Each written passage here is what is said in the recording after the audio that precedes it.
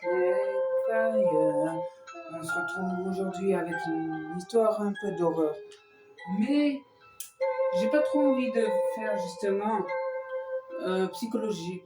J'ai envie juste de vous raconter une petite histoire que j'ai moi-même inventée, enfin, que je me suis pas forcément inspirée, mais voilà, ça fait... Enfin, vous allez comprendre pourquoi.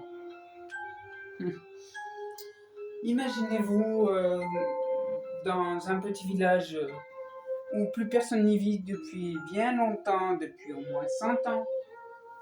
C'est ce qu'on appelle un village fantôme. Vous voyez un peu le genre? Et sauf que je suis allé dans ce village. Et en fait, tout me paraissait vide. Plus personne, les magasins, les bouts, enfin, les gens qui vivaient, plus personne. C'était tellement étrange que même la dehors, la pression, enfin voilà, le truc, il n'y avait plus de vie. Mais je pouvais quand même ressentir comme si les âmes de ces gens qui vivaient dans ce village étaient encore présentes, d'une certaine façon.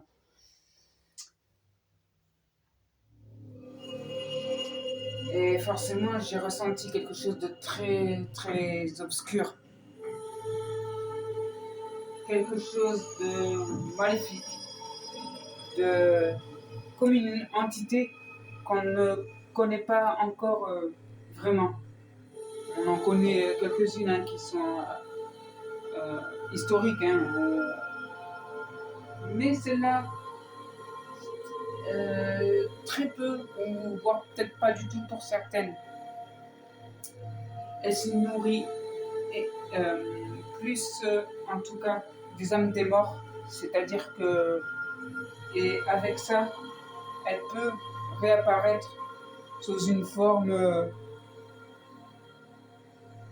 qu'on aime, c'est-à-dire prendre l'apparence de quelqu'un qu'on aime, notre femme, notre homme, nos enfants, enfin voilà. Et en fait, c'est un peu le cauchemar et la réalité, vous voyez. C'est un peu comme si on vivait dans le subconscient, mais qu'on était plutôt éveillé, vous voyez. Cette entité qui nous fait des faux bons, qui nous fait croire à certaines choses, mais qui ne sont pas vraies.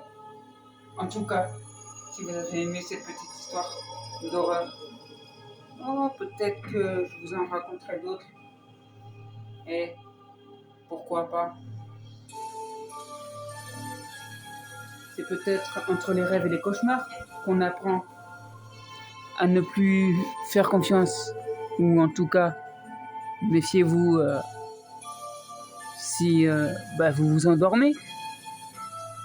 Ne dormez que d'un seul œil ou en tout cas, prenez beaucoup de café si vous voulez survivre entre les rêves et les cauchemars. C'est un peu la survie et la loi du plus fort.